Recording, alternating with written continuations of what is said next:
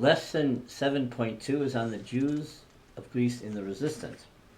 So to understand the main movement, you need to know two terms. There was Elas, that's the military wing of the leftist-leaning communist resistance movement,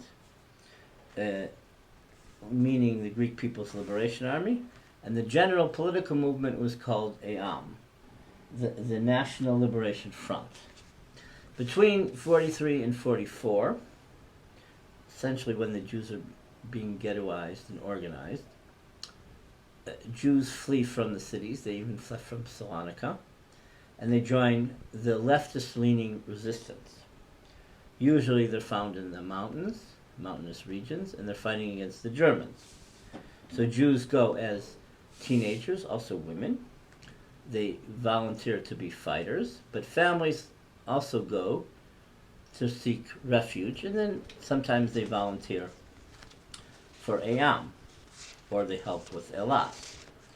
Now, there were hardly any Jews in the rightist, royalist resistance movement, which was called Edes, the National Republican Greek League under Napoleon Tsarist. They were thought of as anti-Semitic, not wanting the Jews. We know of 4 Jews who actually remained in Edes until the liberation.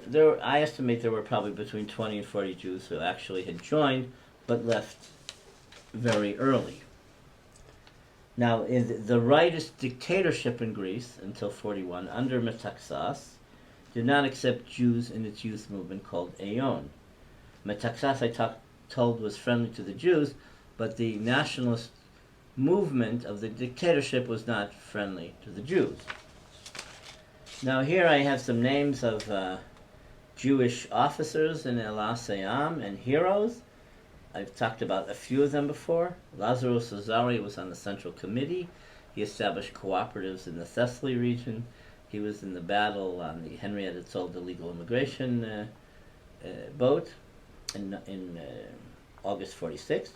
There was a communist Jewish leader, an activist and partisan captain, meaning he's the head of a unit, named Yitzchak Moshe, and his code name was Captain Kitsos. So in the partisans, no one had the real name; they all had code names.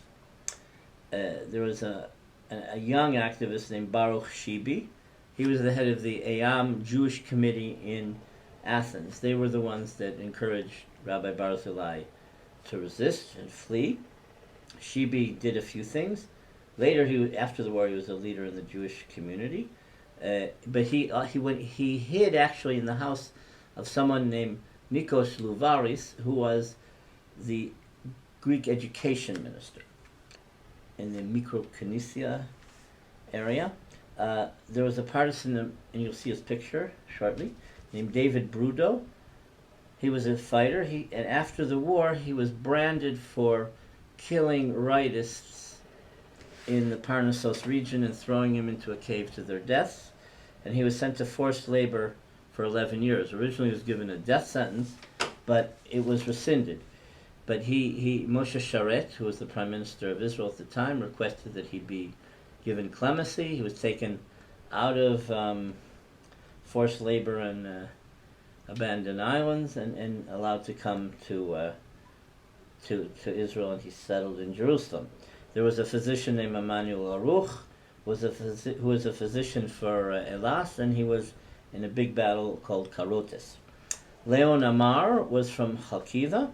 He was a young commander in Elas, and in the Battle of Steni, where the Germans had detected that the Jews were hiding, the Germans had brought a big force to attack the village, and Amar led a small group of partisans to actually defeat the Germans and destroy all their ammunition and artillery. 70 Jews were saved.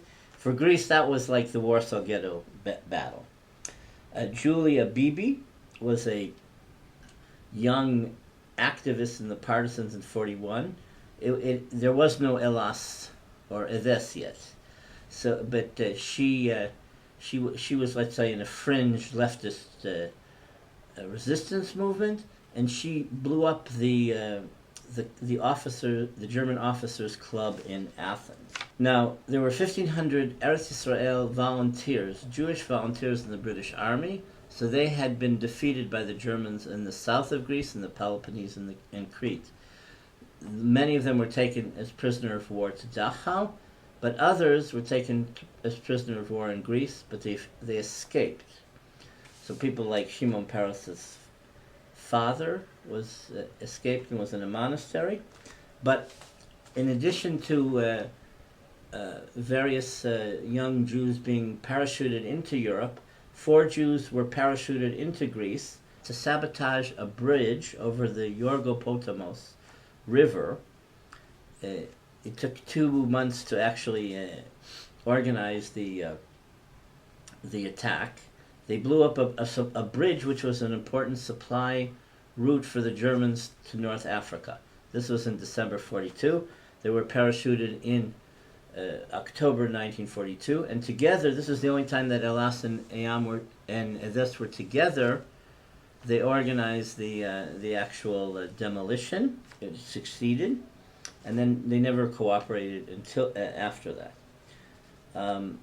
Then there were Eretz Israel soldiers like David Simon, he was in Piraeus as a prisoner of war, but he did sabotage. He was a German Jew in Palestine whose parents remained in Germany, and he knew that they were deported and killed by the Nazis.